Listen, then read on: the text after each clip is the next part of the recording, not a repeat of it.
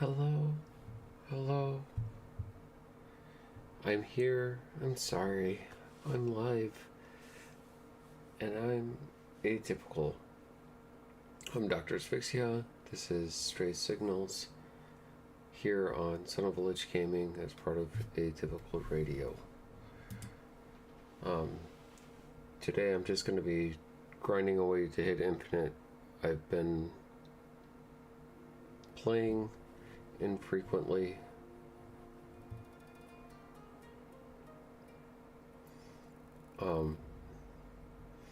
And I really want to hit infinite before I do a full run on a full battery test on Quicksilver. So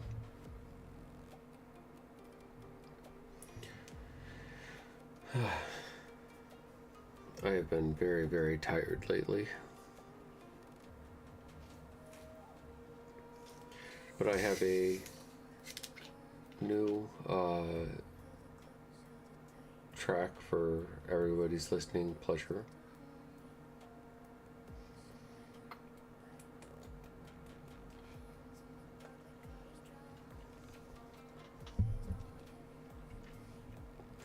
This is Belladonna 3571.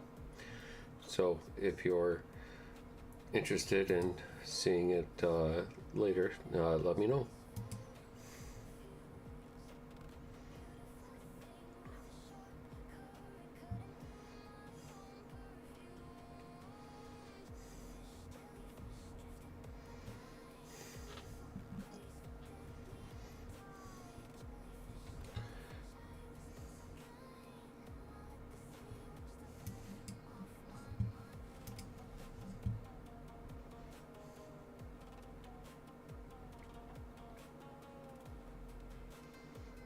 If I draw a 3-drop here, I'm gonna use Moondragon. If I don't, I'm gonna go with Dazzler.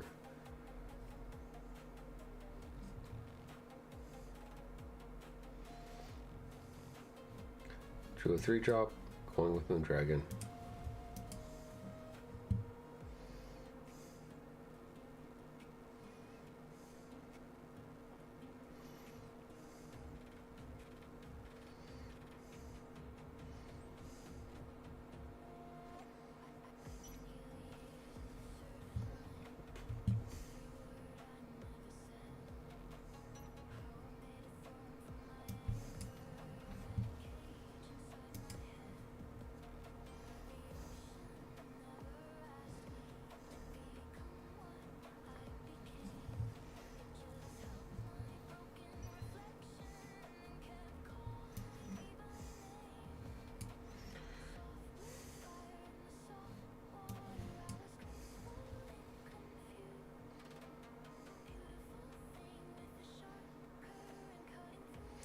Debating on whether or not I want to use Iron Lad, but there's a lot of things that it could hit.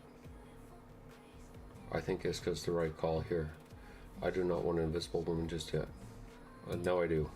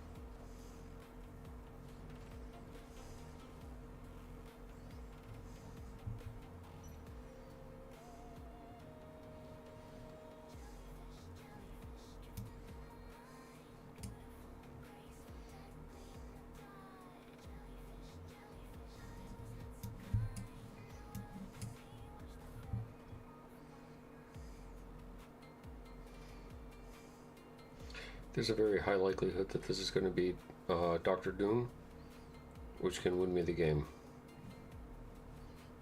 So I'm going to stick it out.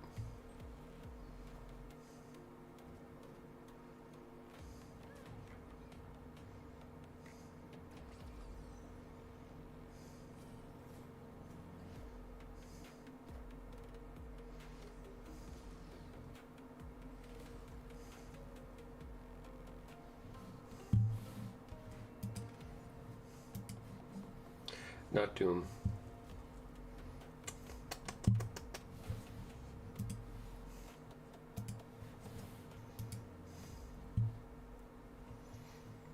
All right.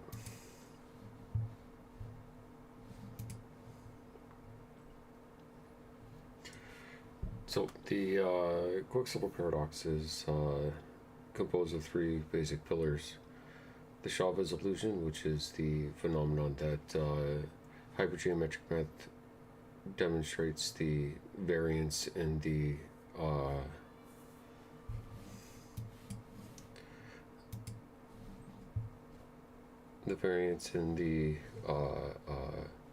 draw probabilities rather than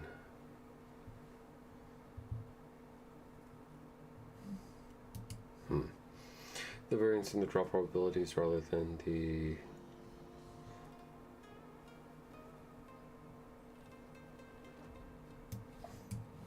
just one turn too late, Moondragon.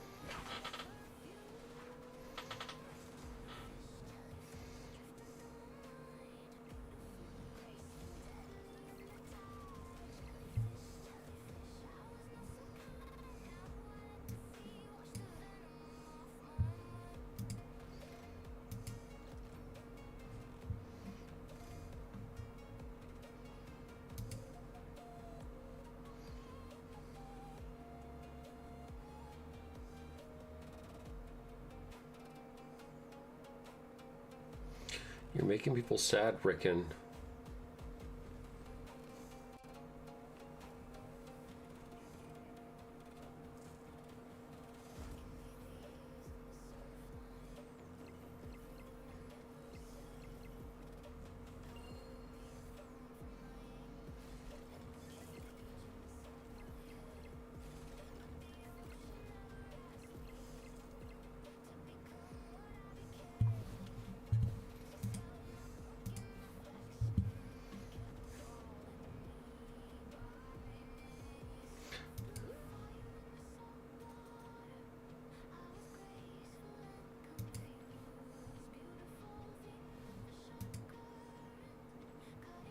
That was an interesting.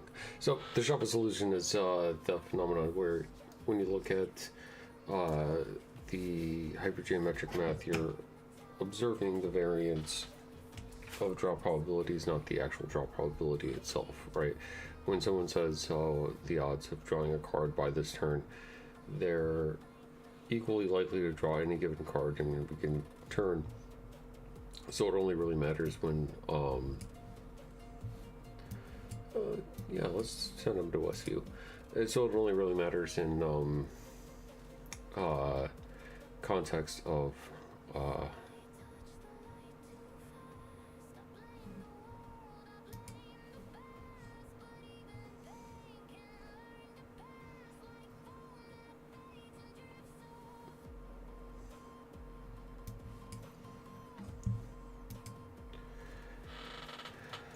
Oh.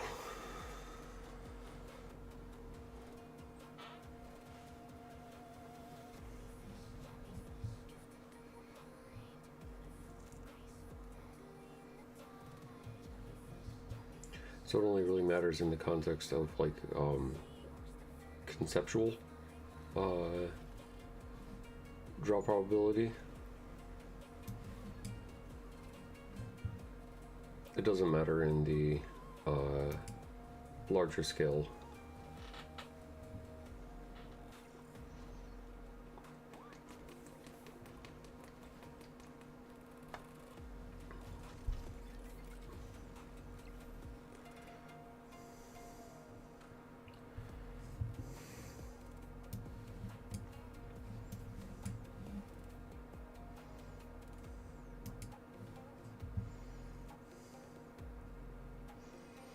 I can afford to pass up at the 1 per turn because I have invisible, so they had took one of their biggest scalers and they played it early, so I'm comfortable taking this and pressing this advantage.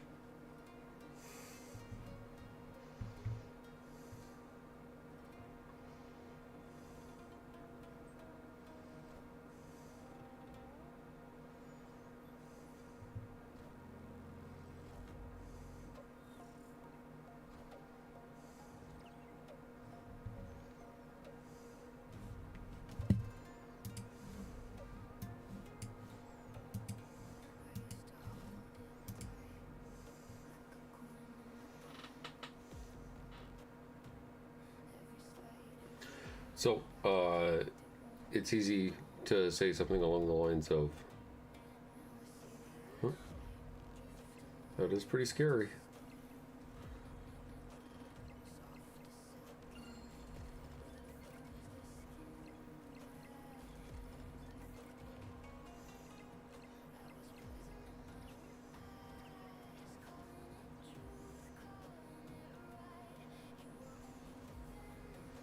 Not scary enough.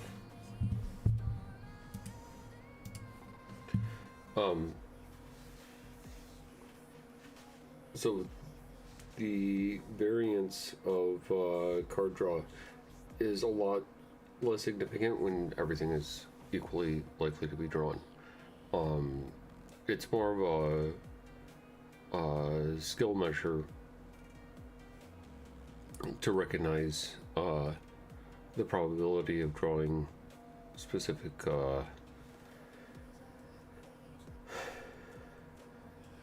card combinations rather than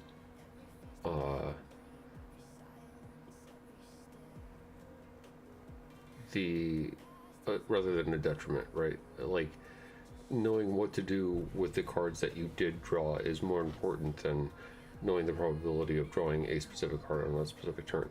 Because like I could draw Doom 29 on curve, that's great, awesome. But if I don't draw Doom 29 on curve, then what am I playing instead? That's a much more important question to be asking. And that's not reflected in hypergeometric math. And it never will be. Like, the presupposition is already false, basically.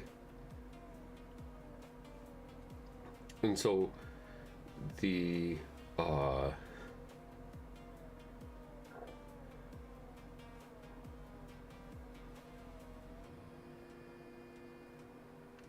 second pillar is the domino doxa, which is the social impact of the content creator cycle. And again, being very specific, this is not any content creator's fault. This is just simply how the internet is formed and functions as a greater whole. A content creator is encouraged to not do extensive testing, not encouraged to go against the social norm as dictated by the clout of those around them, and that fosters doxa to be reinforced via reputation and follower count rather than being imbued by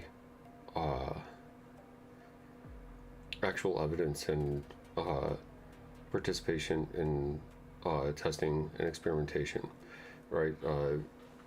Yes, Cam Best will say we need to see how the card plays out, but you know, Cam Best doesn't need to say that. Like, you as a thinking human being, as a person, should be able to identify that something isn't functioning the way that it should. And this was seen very early on in Chavez' rise in dominance, where we would have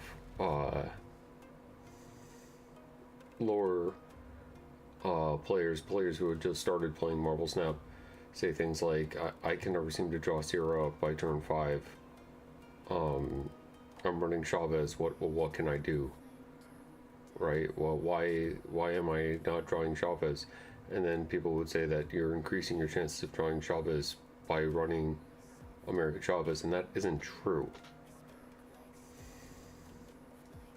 You're decreasing your chances of drawing Sierra in any given game of Marvel Snap, but because of the way that people were looking at hypergeometric math and using that as a metric to prove, because she had higher numbers on the chart, you had deeper reach into the deck, you had lower variance with each game, but lower variance doesn't really mean anything in terms of draw probability. You still had a 8 out of 11 chance of drawing Sierra on any given game, right? And so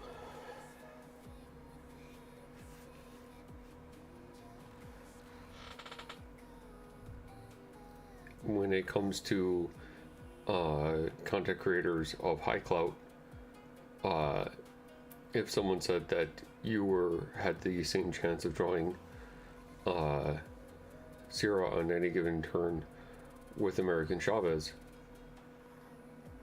as you do with Quicksilver, it is in their best interest to defend their clout, to defend their reputation, to defend their reliability as a source of information about the game of Marvel Snap, to say that is incorrect, even though, like, mathematically a 1 out of 11 chance equals a 1 out of 11 chance. So that is the big thing that has kept Quicksilver like this very secretive, incredibly powerful card, hidden from the mainstay of Marvel Snap players, because the misconception of how the Chavez illusion works, right? It's very convincing, but it hasn't been practically demonstrated in any meaningful way.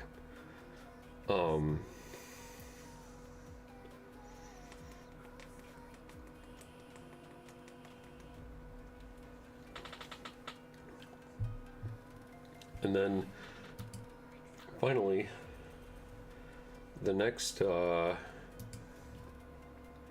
the final pillar, is the Quicksilver Edge. Why does Quicksilver win games? Why is he a powerful card in Marvel Snap?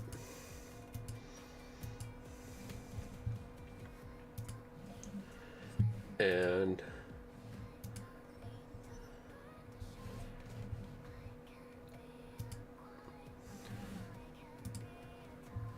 the reason is painfully simple.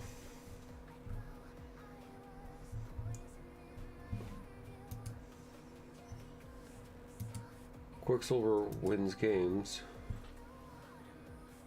because you're playing more cards with Quicksilver.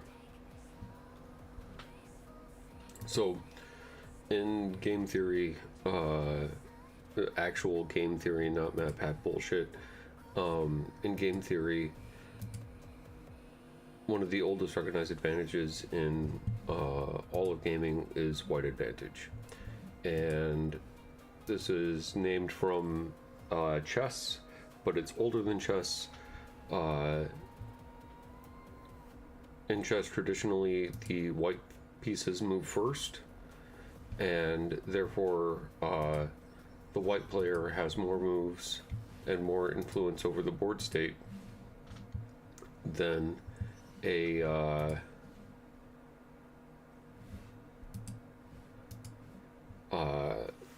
player not playing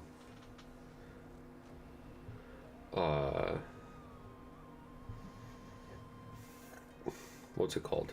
Not playing white, right? So the black player gets end moves, and the white player gets n+1. So the end player always has, so the white player always has more influence over the board state than the black player. And so if you assume that they're going to take the move that is going to get them closer to a winning condition, which you should, the player that is making the most changes to the board state is always going to be gradually deviating the board state towards their victory, while the player that has less influence over the board state is always going to have significantly less space to maneuver. And the longer that a game of chess goes on, the less influence that the what advantage has, because like as n gets larger, the gradual difference becomes smaller and smaller and smaller, because each turn is only one move. But when you have non-rigid games like Magic the Gathering, Marvel Snap, Overwatch, Marvel Rivals, Fortnite, anything that doesn't have a rigid turn structure, that you can make more than one move in a sequence of time, or a simultaneous trading of plays, then you need to not be looking at specifically who has the most, or who went first, but rather you need to look for who's making the most changes to the board state. So in something like Marvel Rivals, that would be whoever has the highest kill count. They have white advantage because they are making the most changes to the board state that is creating a tempo that your opponent has to keep pace with. And if you're a Magic player who has any experience with like the competitive scene, you're probably familiar with the clock, right? Where the idea is that if I'm winning in 7 turns and you're winning in 5 turns, you need to accelerate the clock so that you're winning faster than your opponent can catch up to, right? Because your opponent is 7 turns away and you're 5 turns away. So you want to increase the tempo so that you reach that winning state faster than your opponent can reach that winning state.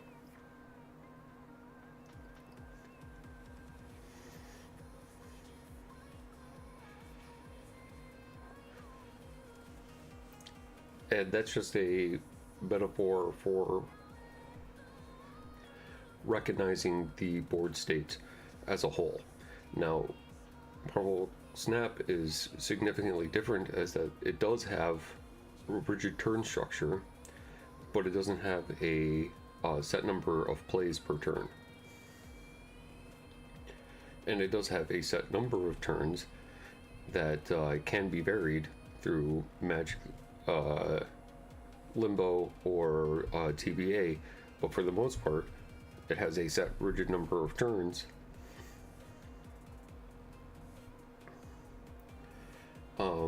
At 6, and when you always have a card in hand that you can always play every single game, then whatever the standard version of a deck can do, Quicksilver 72% of the time can do that exact same thing, plus he has 2 power.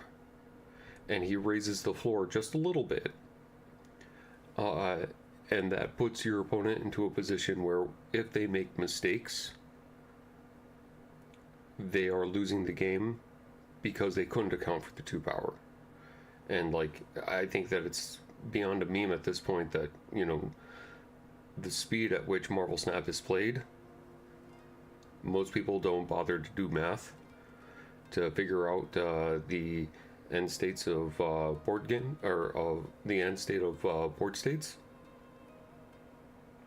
And so they're much more loosey-goosey with the plays because they're not used to having to account for Quicksilver being there. And of course, there are limitations to this, as there are for everything. Quicksilver tends to do worse in Thanos heavy metas and in Arishem heavy metas. I'm not exactly sure how much worse he does, because it's a lot harder to figure out the influence of those 2 cards specifically against Quicksilver. But here's the neat part: you can run Quicksilver in Thanos, you can run Quicksilver in Arishem, and then you still have that 4.3 win rate differential bonus, right? So even in those cases, you're still outperforming the vast majority of decks just by having Quicksilver in your deck.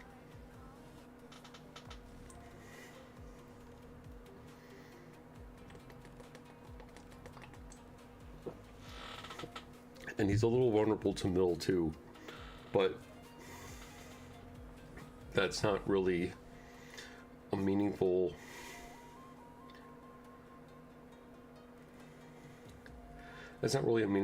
like, I hesitate to, you know, go to Cam Best or Guest or you know, Super Tech God or any Lambie series or any, like, you know, series contending players with hat in hand and say, yes, there is a fatal flaw in this. He's approximately 2% less effective against Mill. You know, like, oh no, Mill might have a 48% win rate. Like, it's so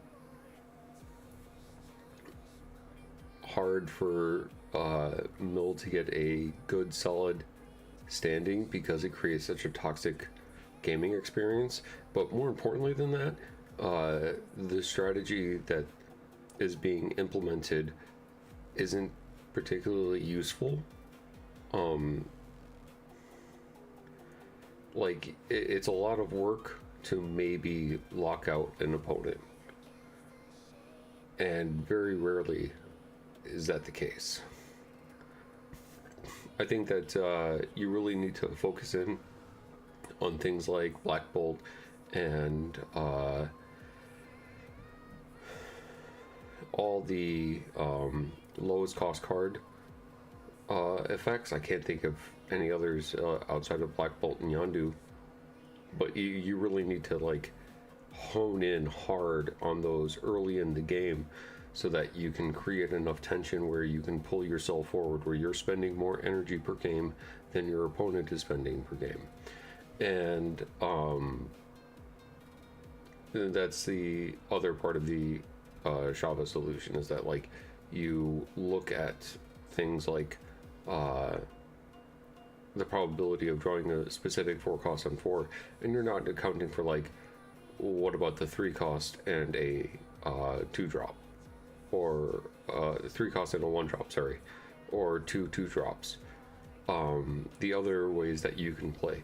So like hypothetically, Just Breathe should be a bad deck. Like I am trying to play one card per turn, but where the KM Best Standard can only reach a 21, or it can only reach a 20 energy max, and very rarely does so, I can hit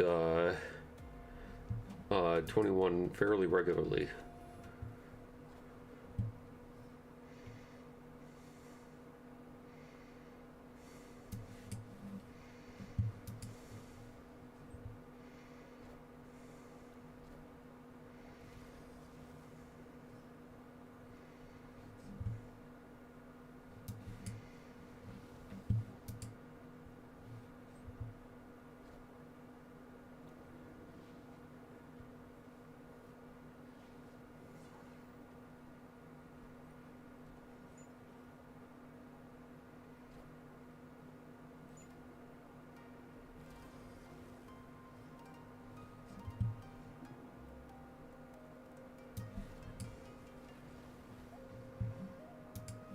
So right now I've got 1, 2, 3, 4, 5, and I just need to draw 6 in the next 2 draws, which I think it's like a 95% chance of doing by the end of the game.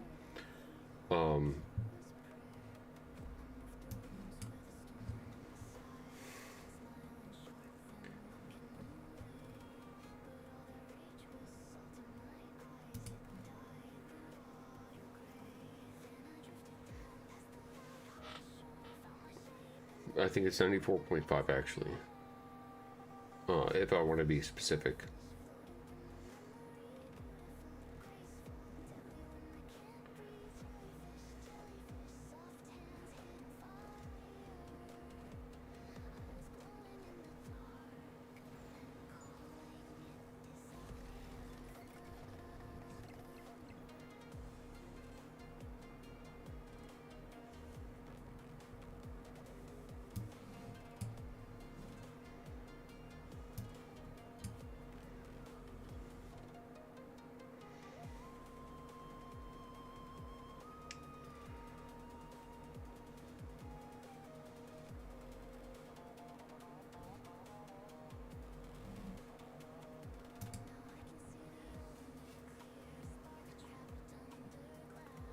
And I think it's even higher with Ironland here, because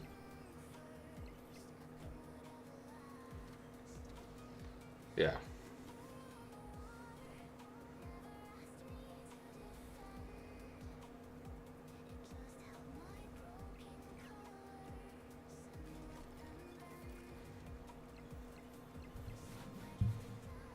I should have snapped, is probably what I should have gotten from that, but I was too busy talking about you know, the cleanness of the curve, despite Quicksilver being here, you know, decreasing my probability of increasing my variance, but decreasing the depth of draw into my deck specifically, right? You're always drawing something. You're always drawing something.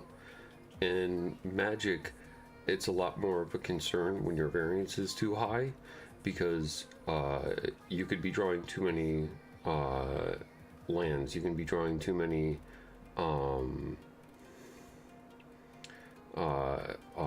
expensive, heavy cards without drawing the appropriate mana base to build off of those cards, right? So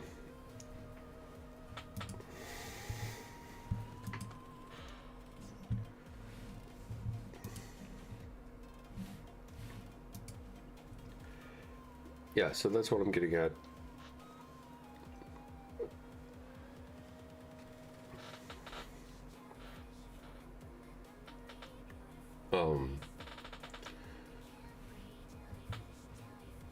Way back when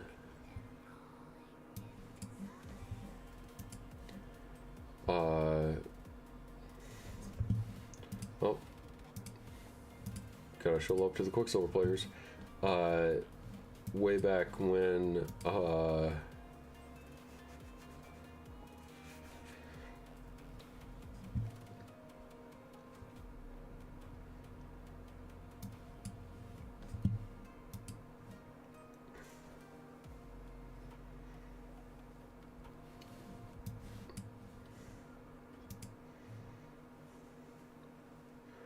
what is the card's name?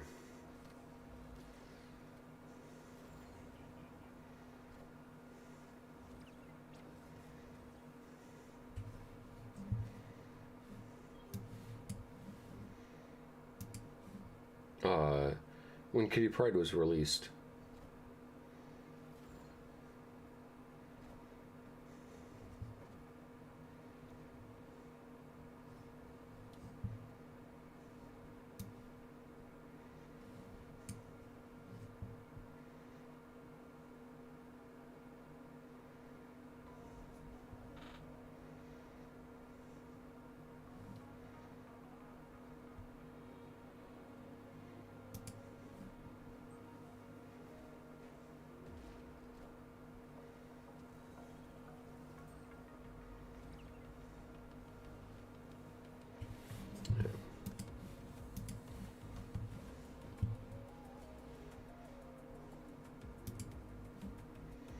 Way back when Kitty Pryde was released, I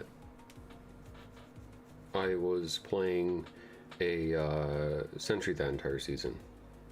Oh, sorry, when Kitty Pryde was given back out to everybody, because when Kitty Pryde was initially released, she was in a broken state where, like, you could play her onto the board and then you could immediately pick that card back up and put it into your hand. And there were a whole bunch of times where, like, you would hit restart turn and it would continuously, like, drain energy from you, and it was in just a really, really bad state. And so that's when she got the end of turn effect. I think she was a 1/2 initially, and so and every time that she came back to hand, it was +1 power, so she would be like a 1/3, a 1/4, a 1/5, a 1/6, so on and so forth. She was a very good card. And everybody was playing Bounce at the time. And for that season, I had challenged myself to play Sentry. And I put Quicksilver into the deck,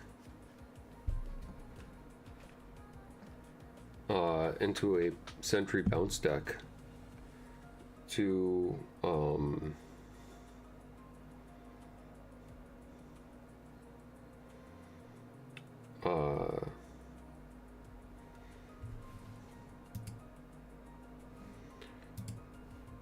into a Sentry Bounce deck so that I could fill out the left location, right? Because there weren't a lot of ways to get rid of the guy, the Void, very easily at that time, and he was a 4/10 if memory serves.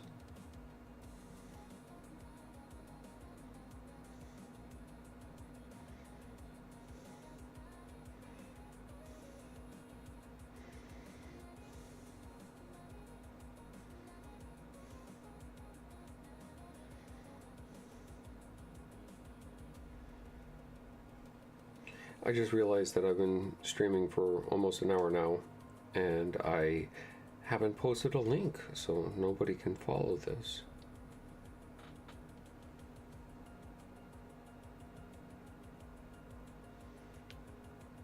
Anyway, just double checking that the music is going fine.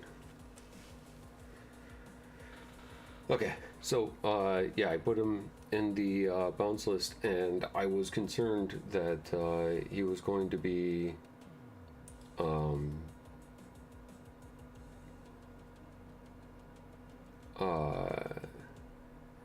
depreciating my win rate.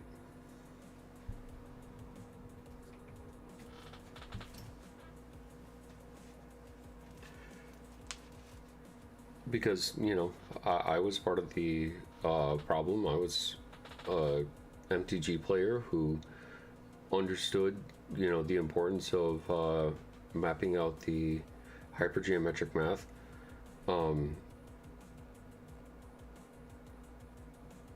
And so I took the initial deck construction. I cut, I think, Iceman for Quicksilver. And then I ran another test with Rescue.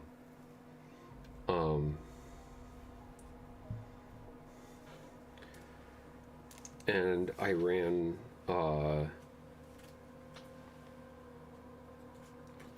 100 games with each of those three configurations. And it was in a row. It wasn't very scientific, but so it was 100 games with the standard deck, then 100 games with Quicksilver to try to use that as a way to block the void from being spawned, and I could pick up Quicksilver later with Falcon or Beast or whatever, and because Beast was a 2 cost at the time, so then the third had Rescue in it, in that original Iceman slot. And then I took those three, and I used Rescue as the base. The control card, this should not be good or bad in a bounce deck, because Rescue is a very mid card. She's still really bad. I didn't recognize her as how bad she was. I knew that she was worse than Jessica Jones, but I didn't see her as being that bad. But yeah, she definitely hindered the draw rate of the deck by quite a bit, or hindered the win rate of the deck by quite a bit. But anyway, so I took the win rate of the Rescue experiment against the win rate of the base and the win rate of the Quicksilver adjustment, and Quicksilver got almost a 5-point lead on the base, not on the Rescue deck, but on the base deck. He had almost a 5% lead, and I was like, what the fuck? That's not right. That can't be correct, right?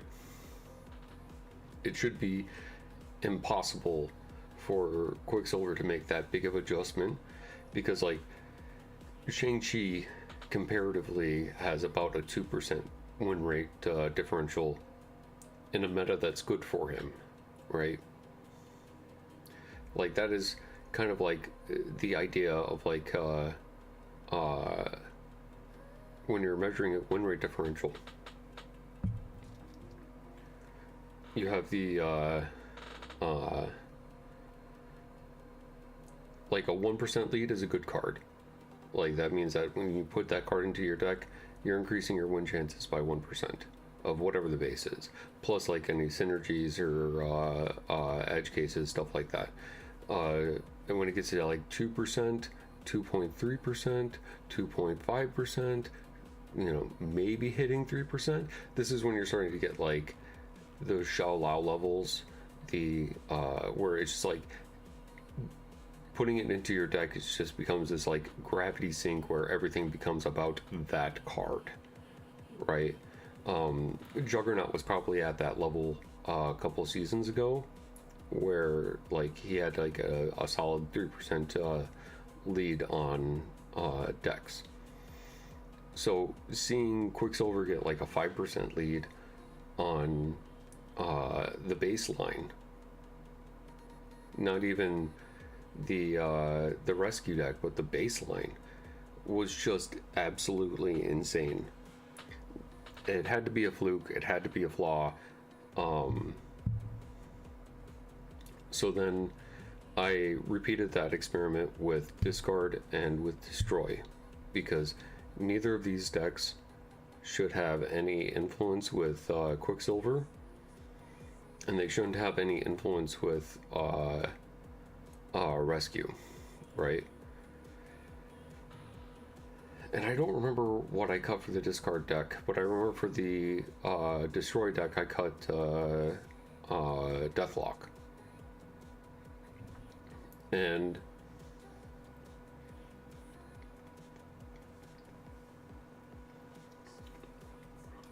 despite that, Quicksilver still had a significant lead of 4% with both of those decks against Rescue.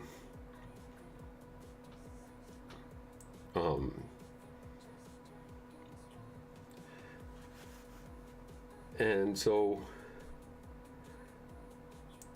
I continued to do those experiments to figure out just how influential Quicksilver is as a card. And game after game after game, battery after battery after battery, it just kept honing to this 4.3 minimum baseline of just him increasing the win rate by this very wide margin. And that's when I started getting noticed by Safety and others who taught me the hard way about the Domino Doxa, where it doesn't matter what my results are, they will find an excuse to say that the results are unreliable because it doesn't meet their expectations.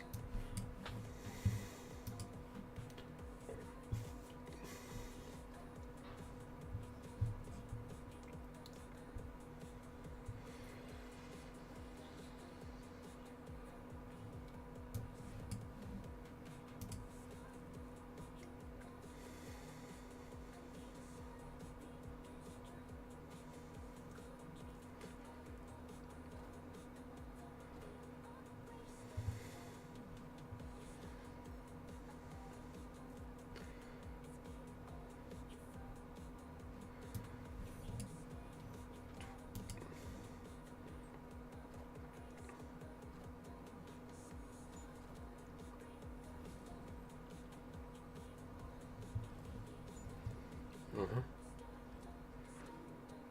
Well, that's not good.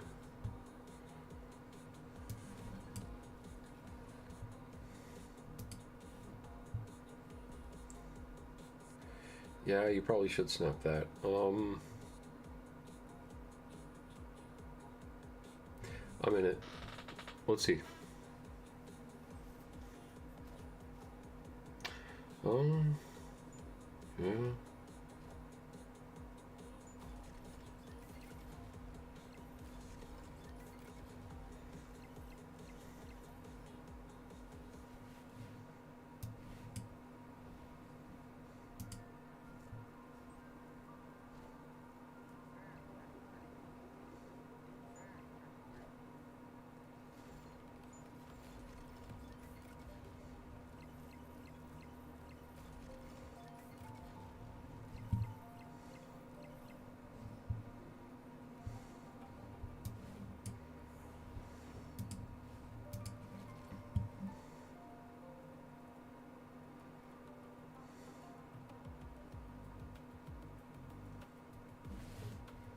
No.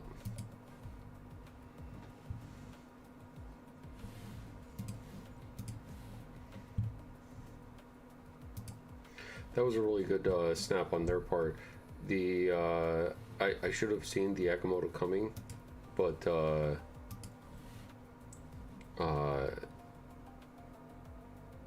yeah, they were able to play more energy, spend more energy of their turn than I was able to, right?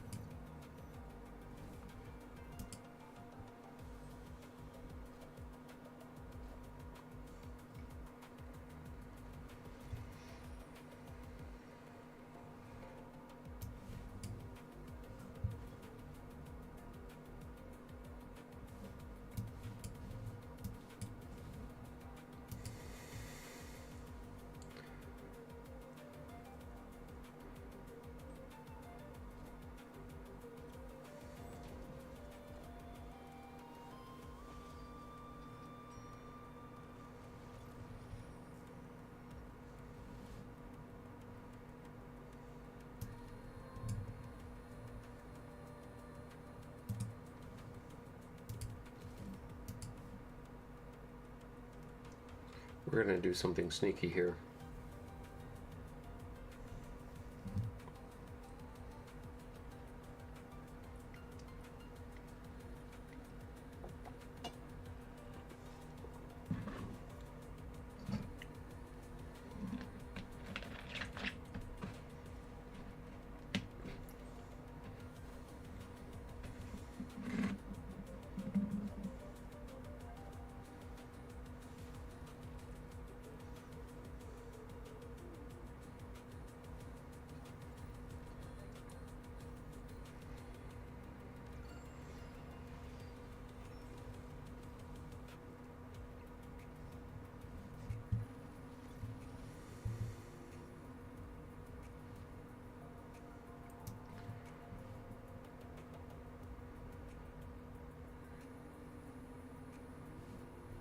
Up to 36 by itself.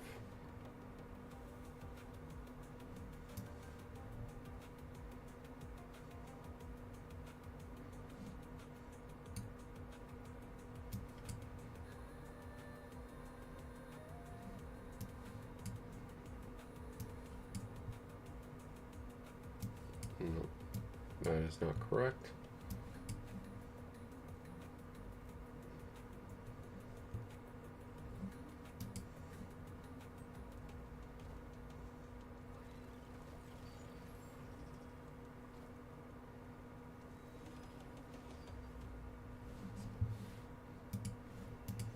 Yeah, that didn't pan out.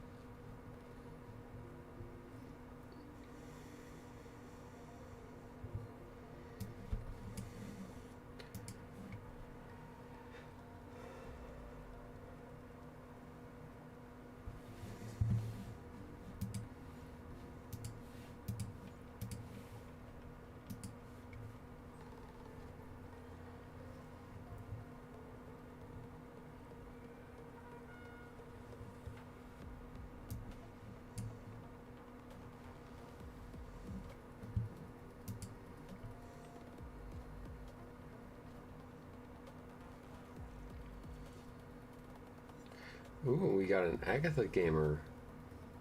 Oh, that's why they know me.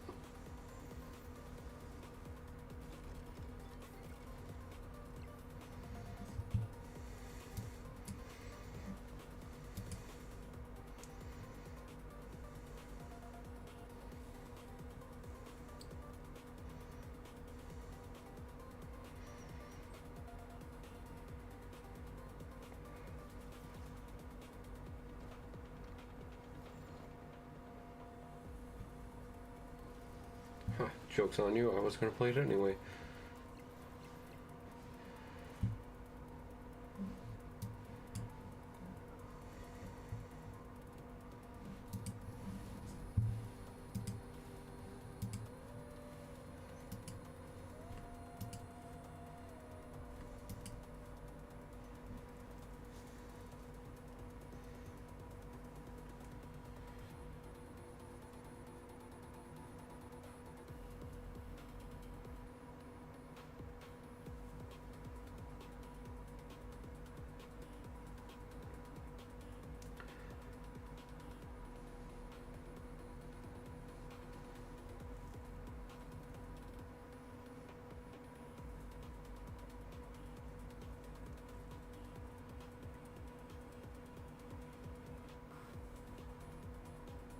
Let me see you play with my queen.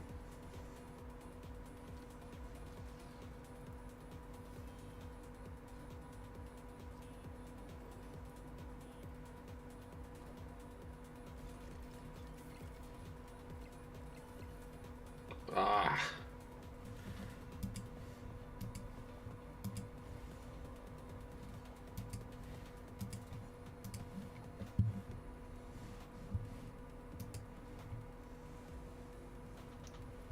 That's okay, I can lose 8 cubes to Agatha.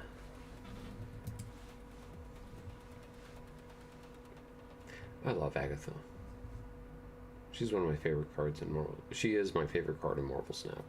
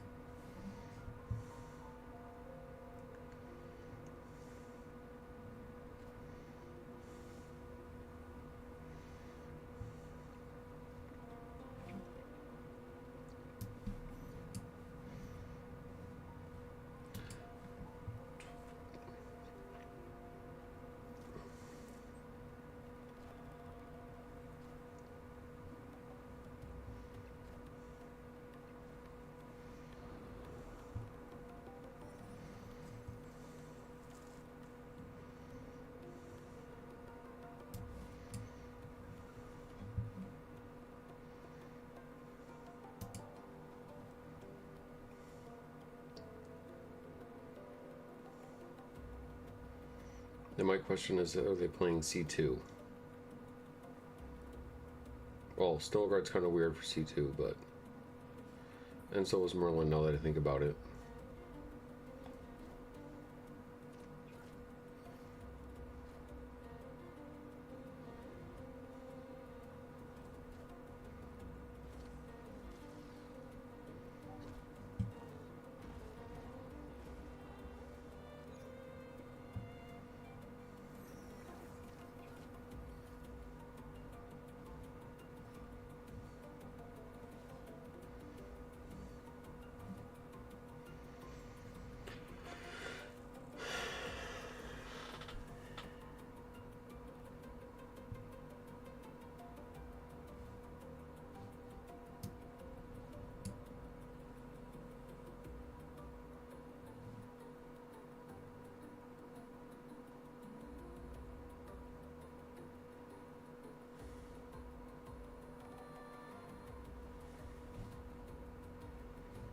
I think this is a losing game.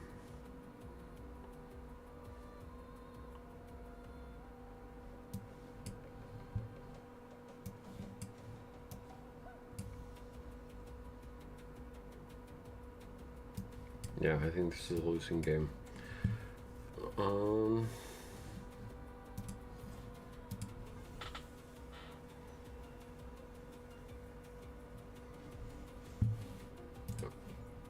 Good job, opponent.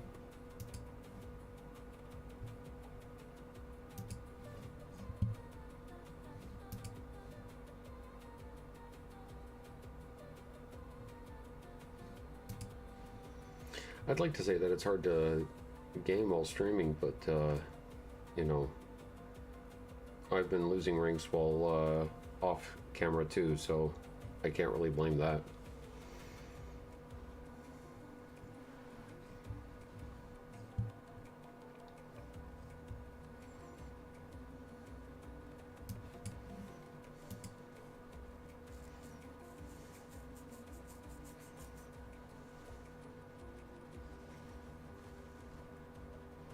That's less than ideal.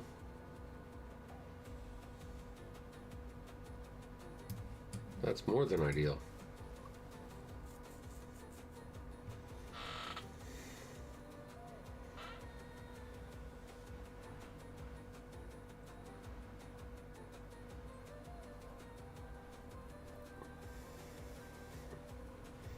Now this is looking more like C2. we'll see. It might just be buff slop.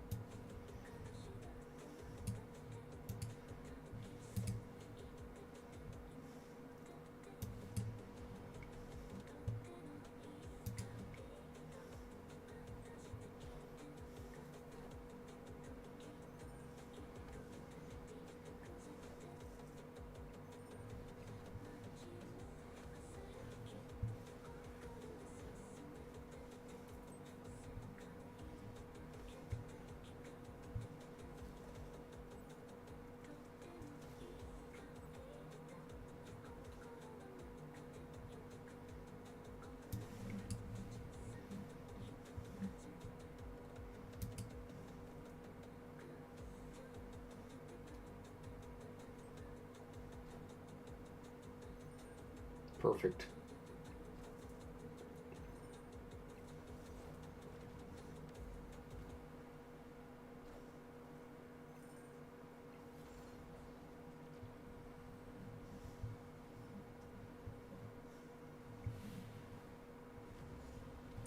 Yeah, that kind of hurts, doesn't it?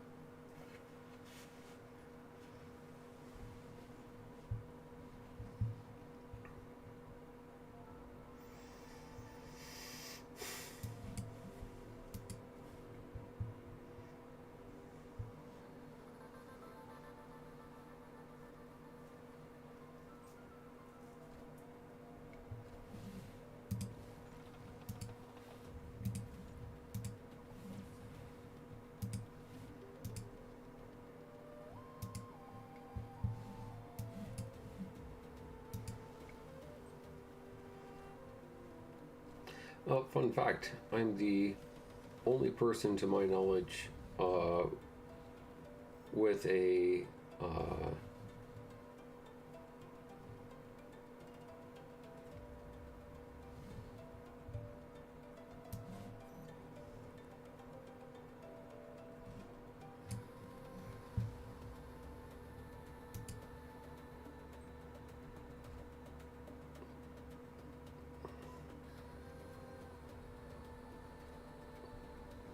Quicksilver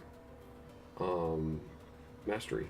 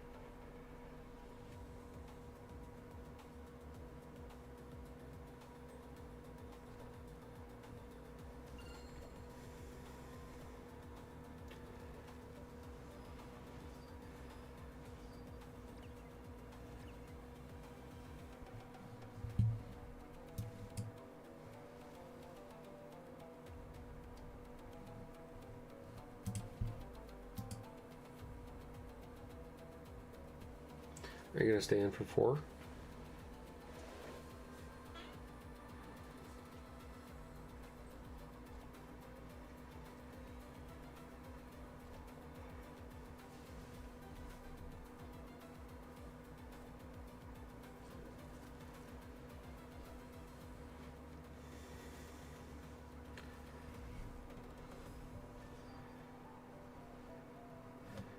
$50 power Iska. That's fucking phenomenal.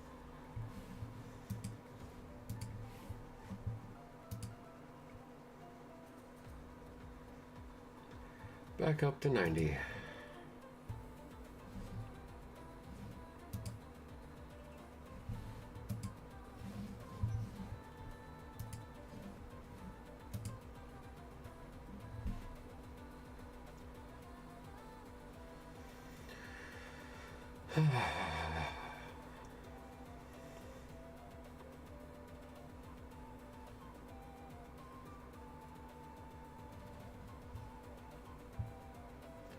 One, two, three.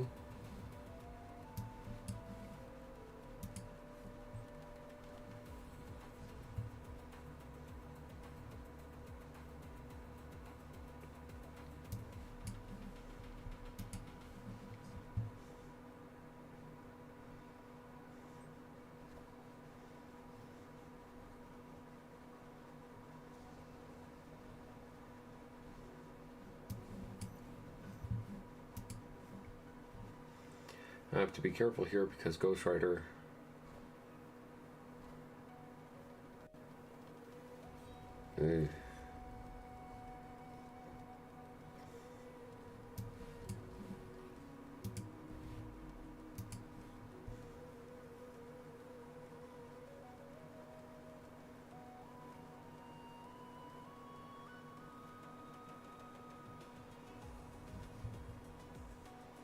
I have to be careful here because Ghost Rider can't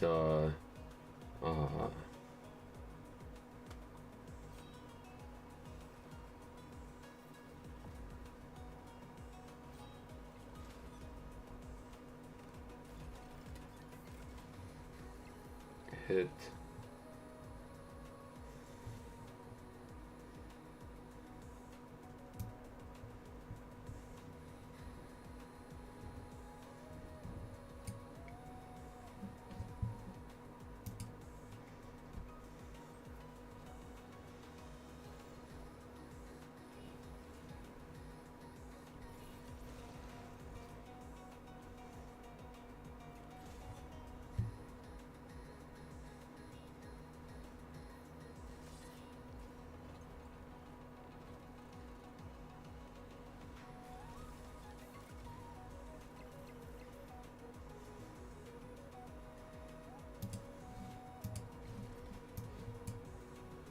Ghost Rider can't hit Dracula is what I was going to say, but in Nowhere.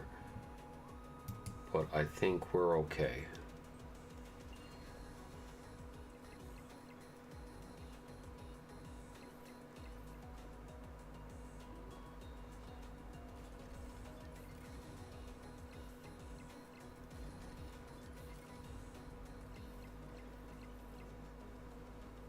Yeah, we're okay.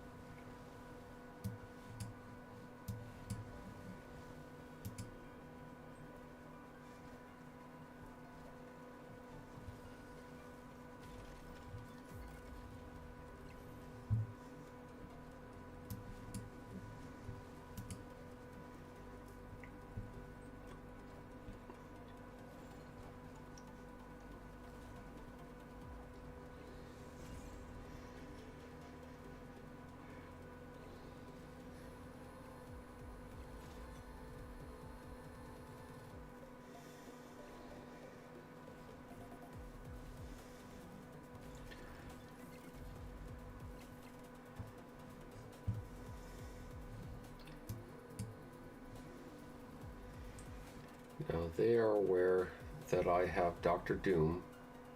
I can't do anything about Morbius. They're going to play their Apocalypse somewhere.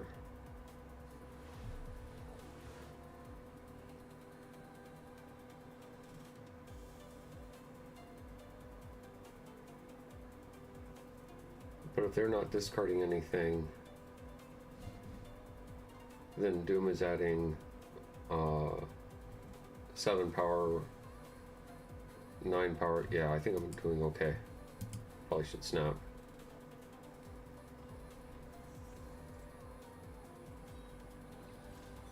I suppose that is slightly higher.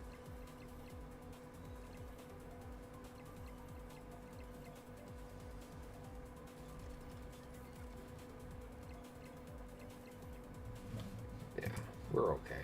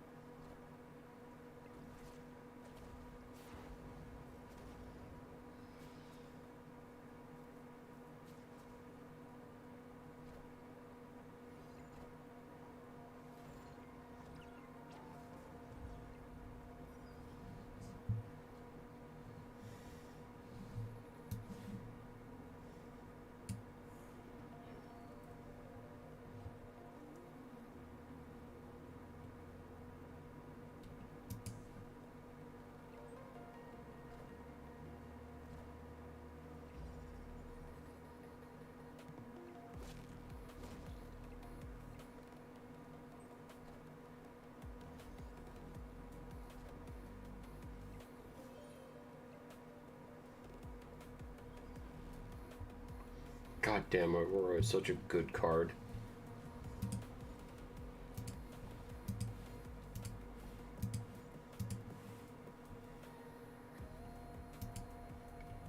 The fact that she buffs herself is awesome.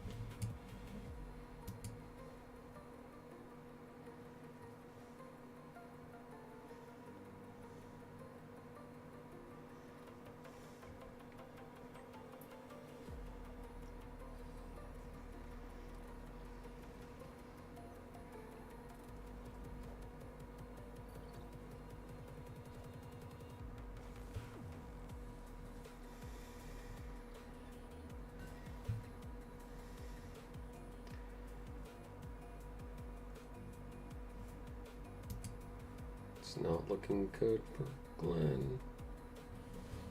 Yeah, no.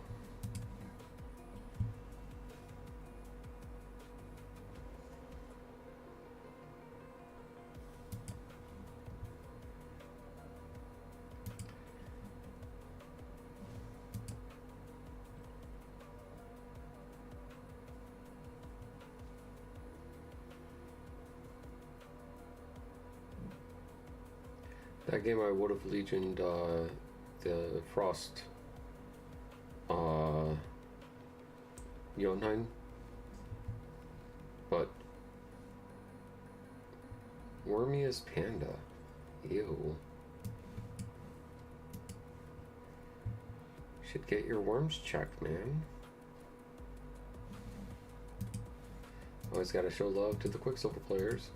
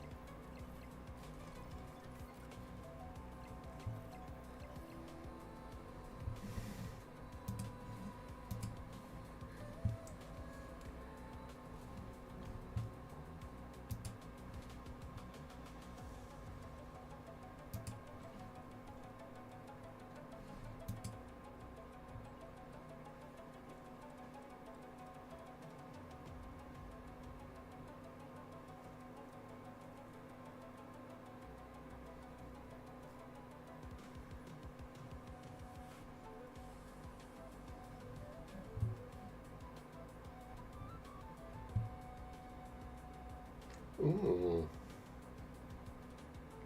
That's nifty.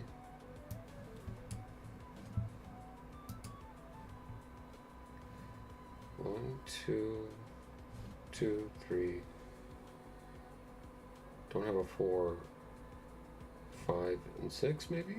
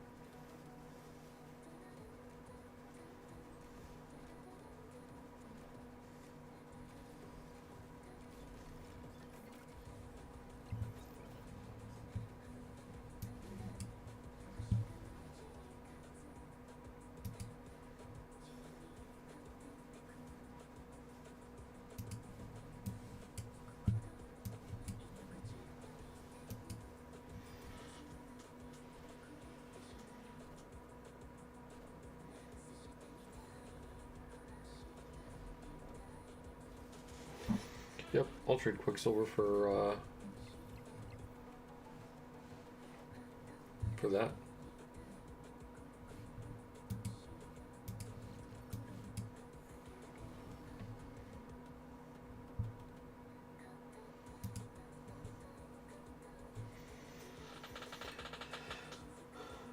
Are you looking for your red skull, maybe? Or your red guardian?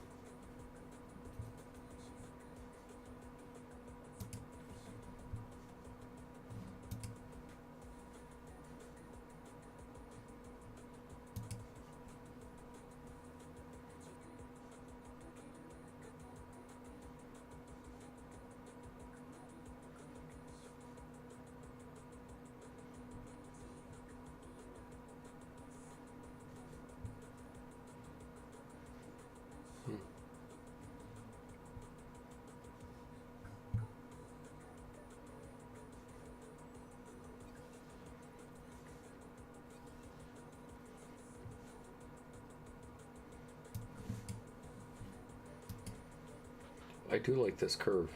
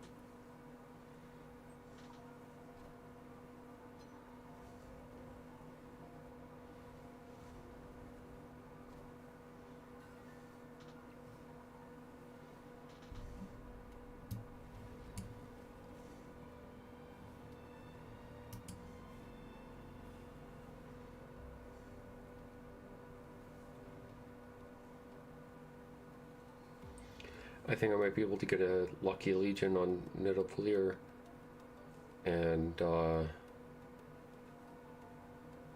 toss any of their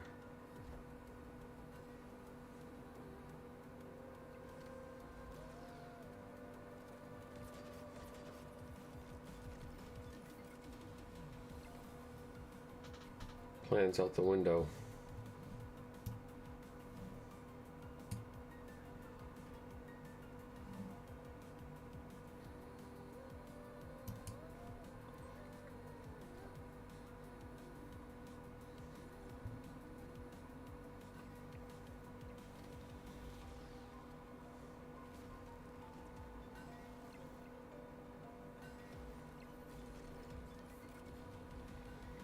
Because now it becomes a problem of how many bodies do you have?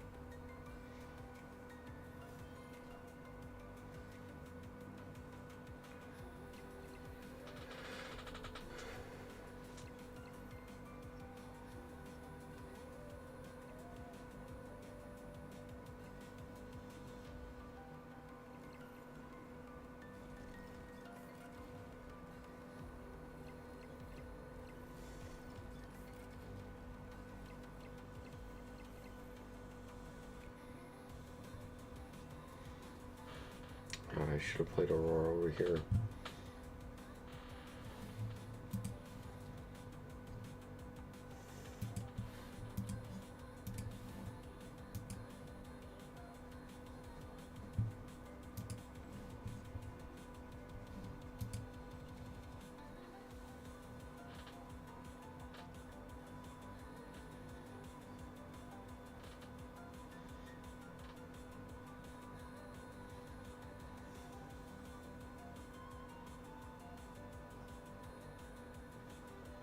One, two, three. And a card that's absolutely useless to me.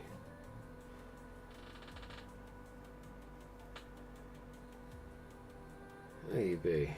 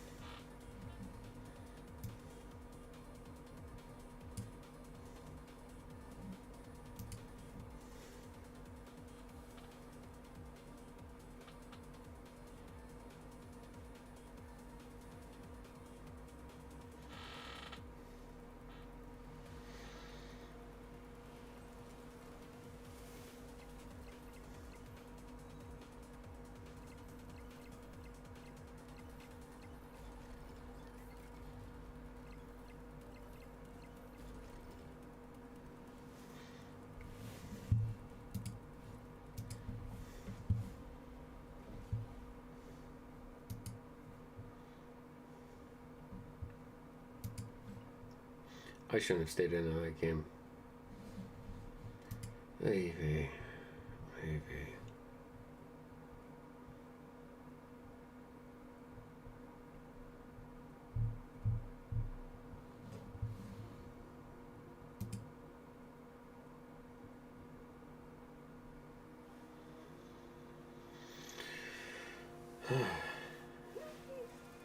I'm going to exchange hydraulic fluid. I will be right back.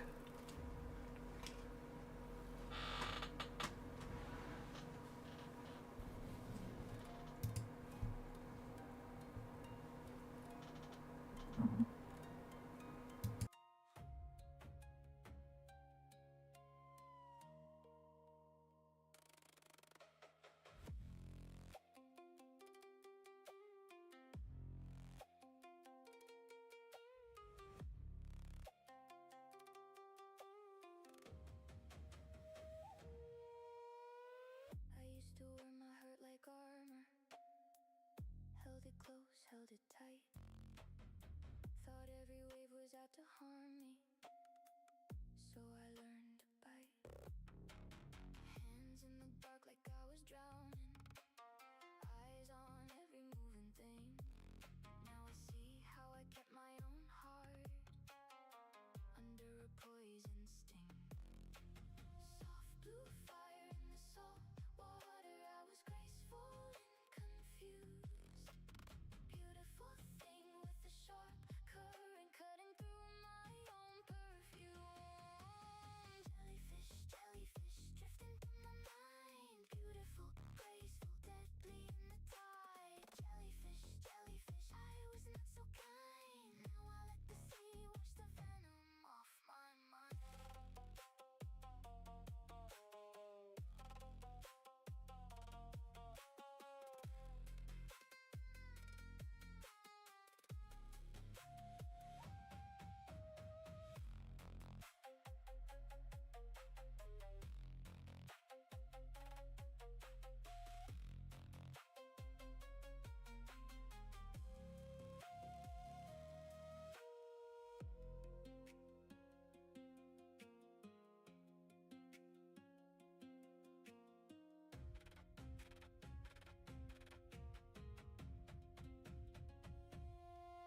I can hear the years in the surf line, every word I never said.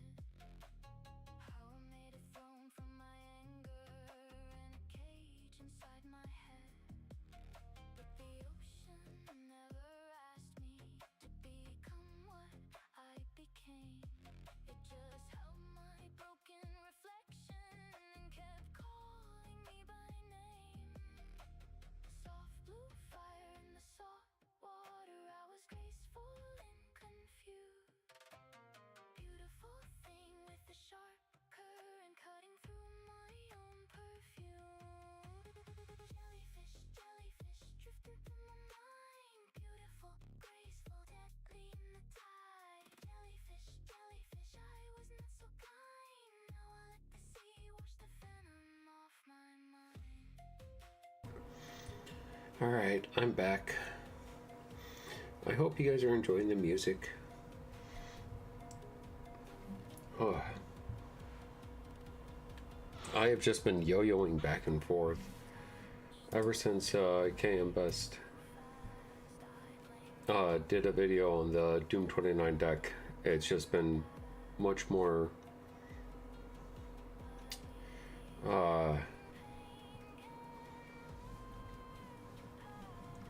it's been a lot more fluid.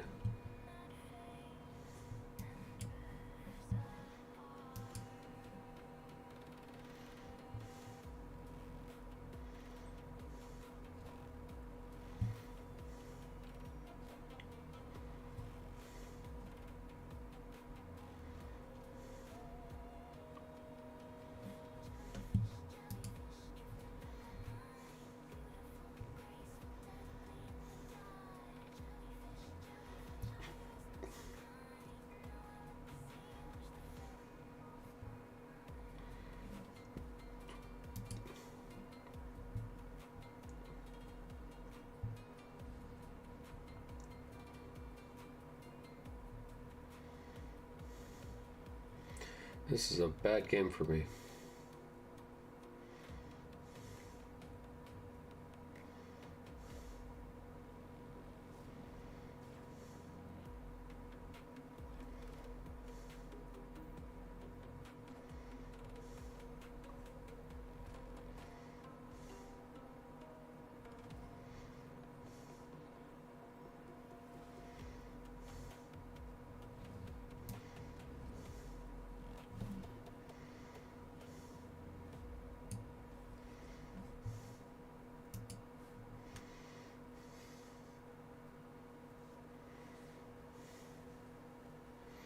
I think what I'm going to do is trade out Murder World with Legion.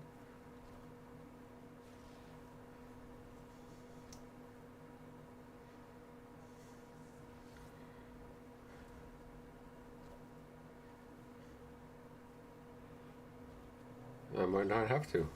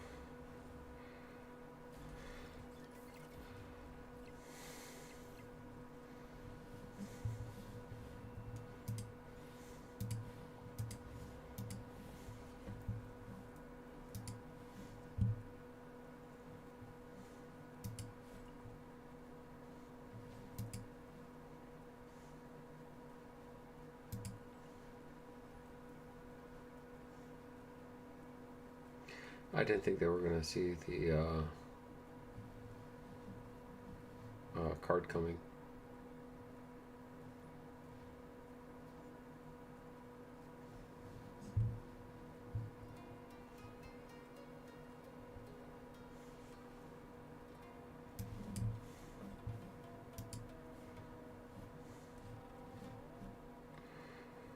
So I've got 4 out of 5 turn, or out of 4 out of 6 turns set.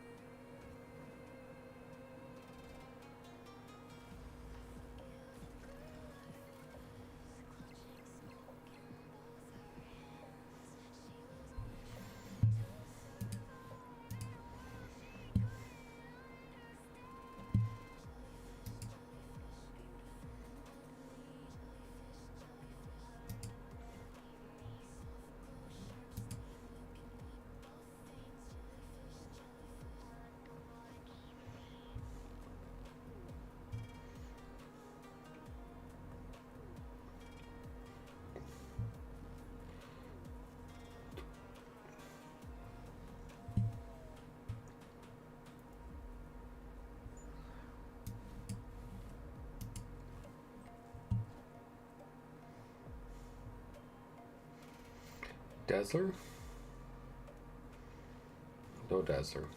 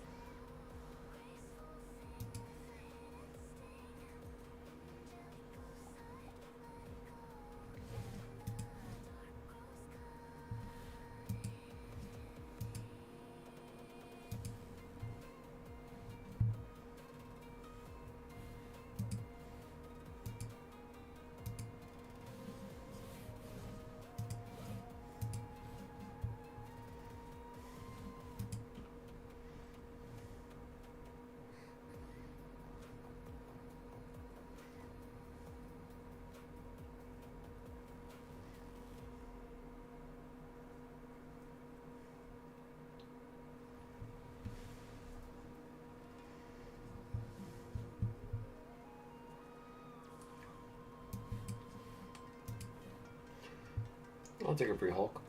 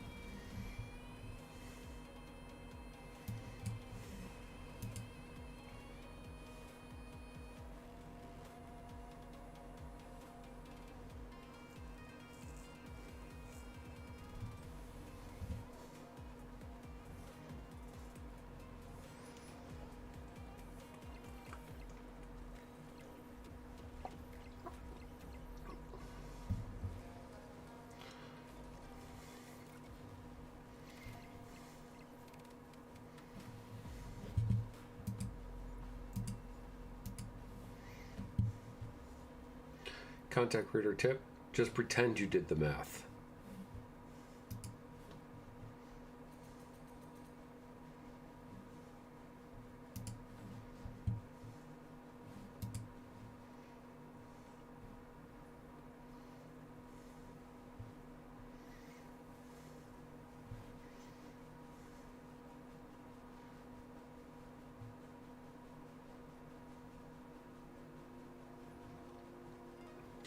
There was a conversation a while ago. I don't remember.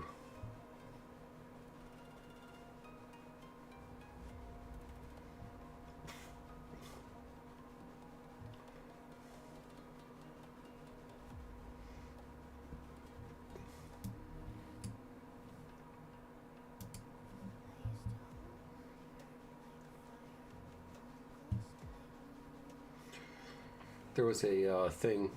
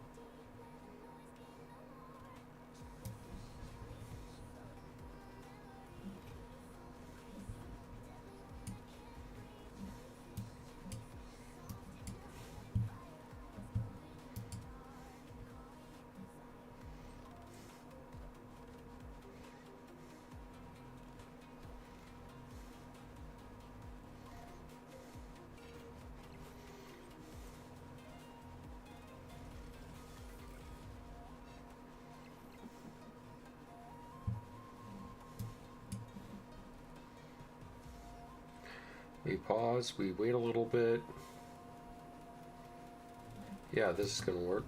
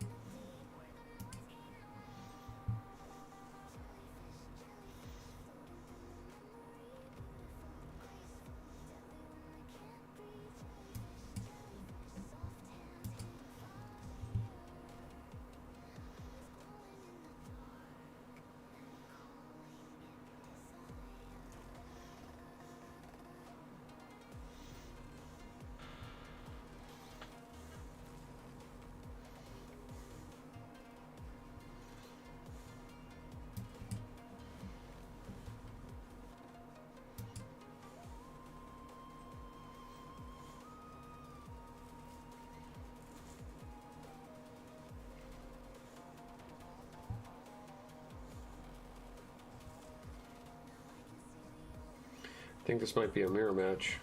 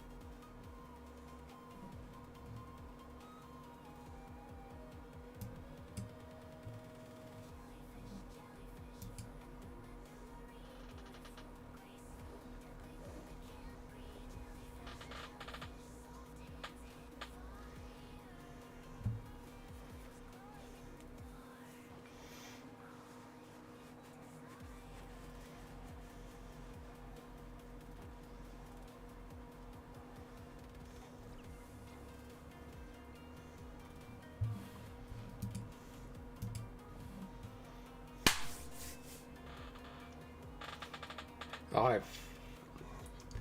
I forget that drags can be really good sometimes.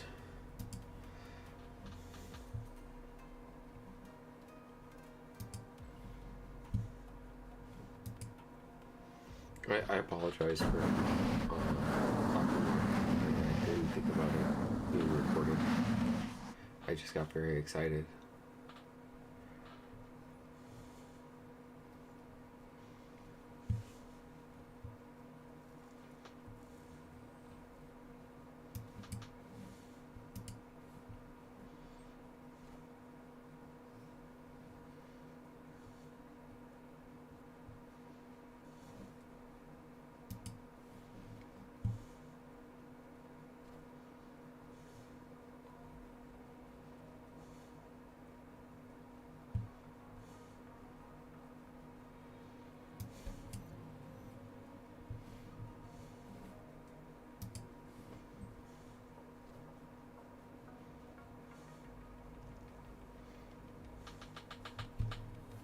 Well, that's a shame.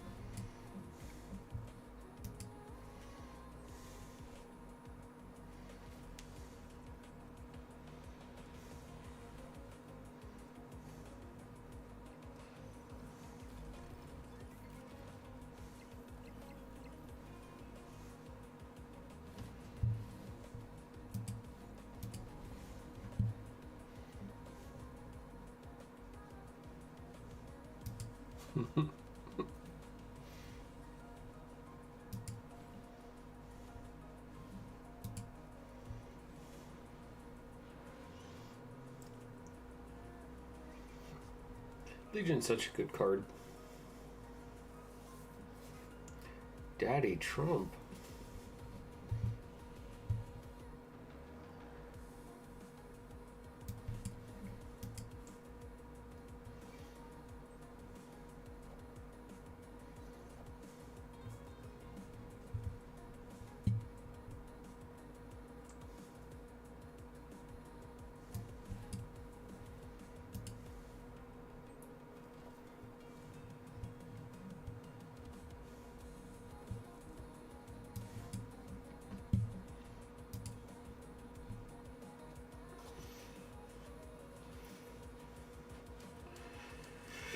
Daddy Trump is about to be 5 down on the action economy. Never mind.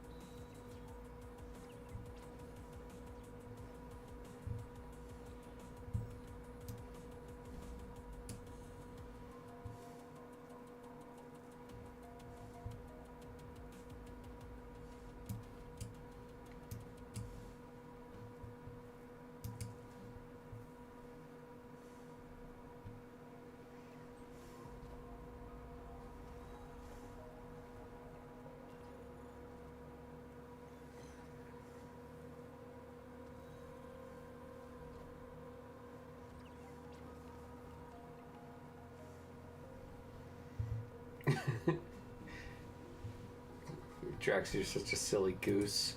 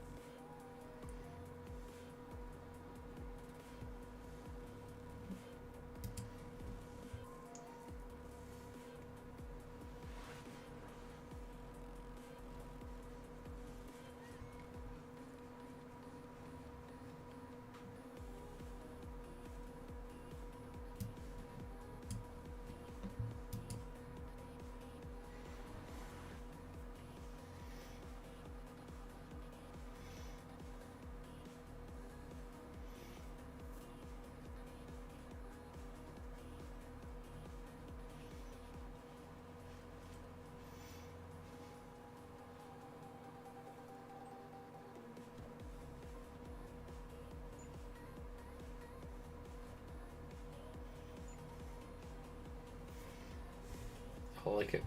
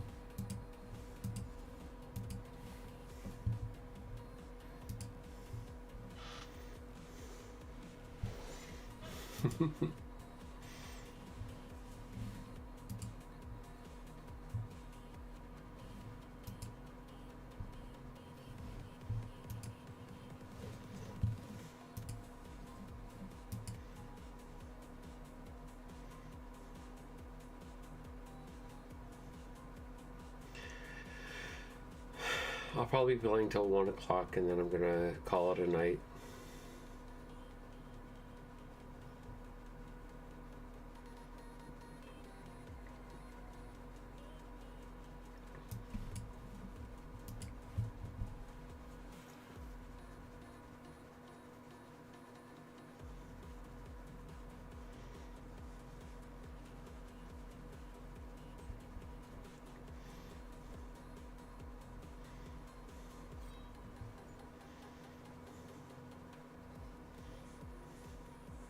Dazzler?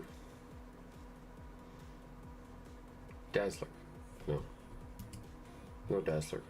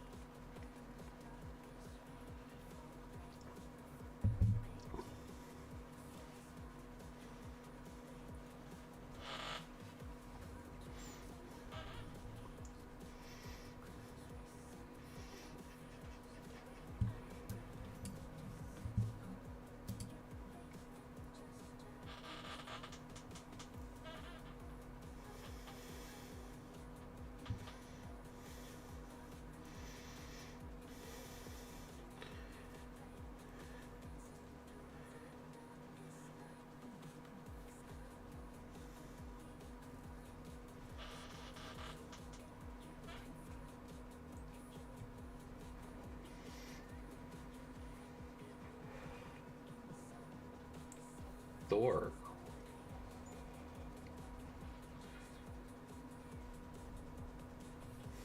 Interesting.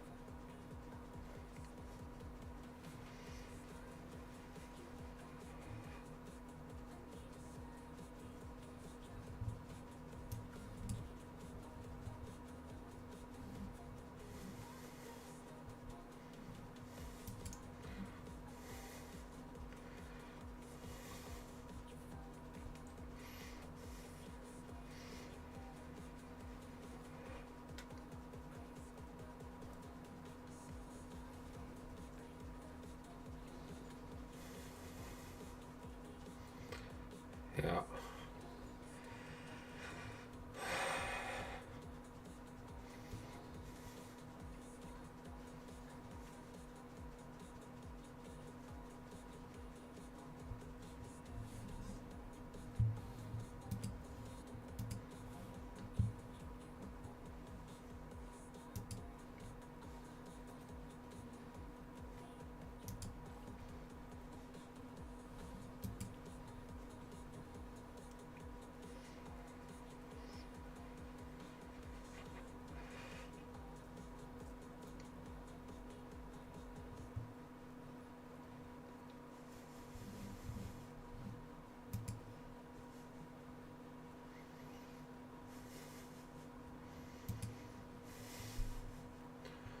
Oh no.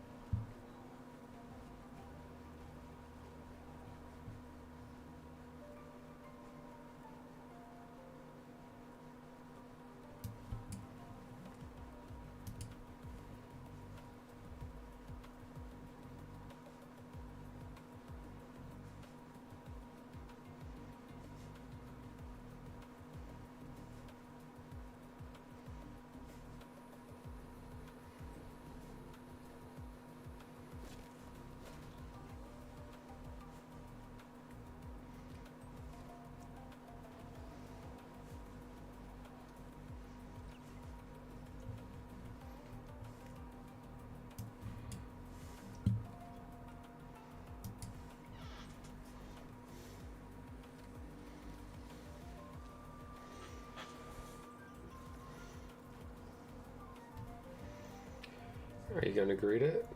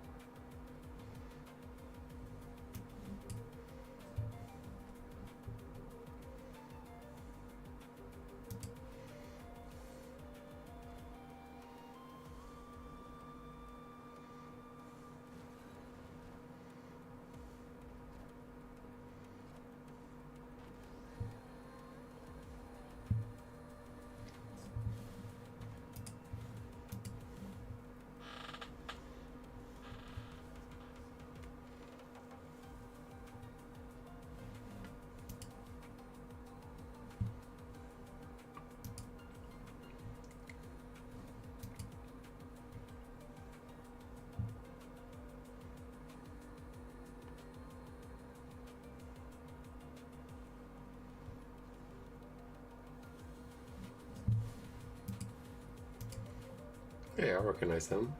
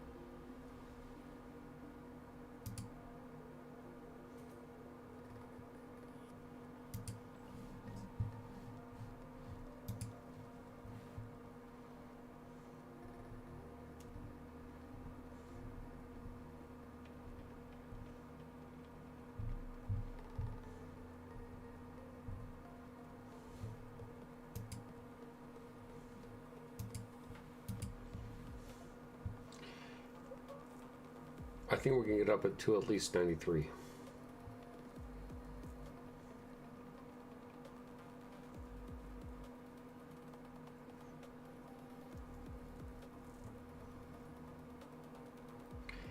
Hella.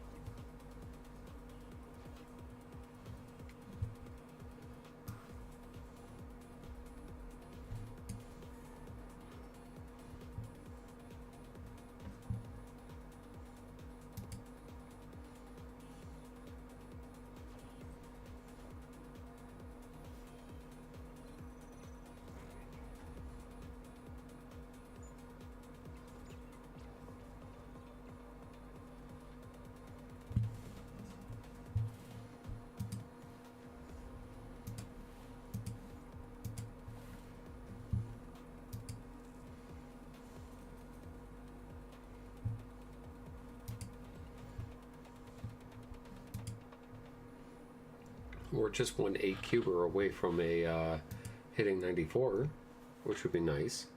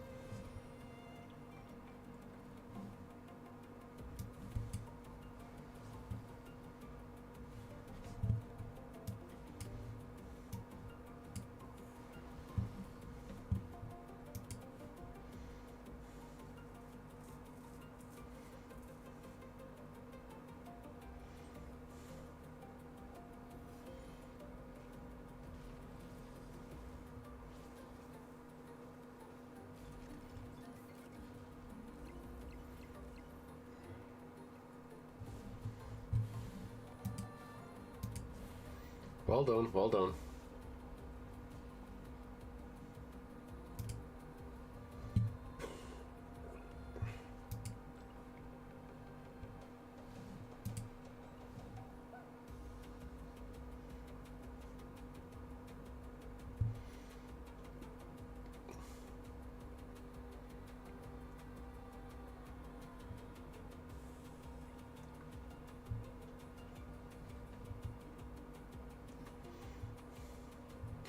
One, two, three.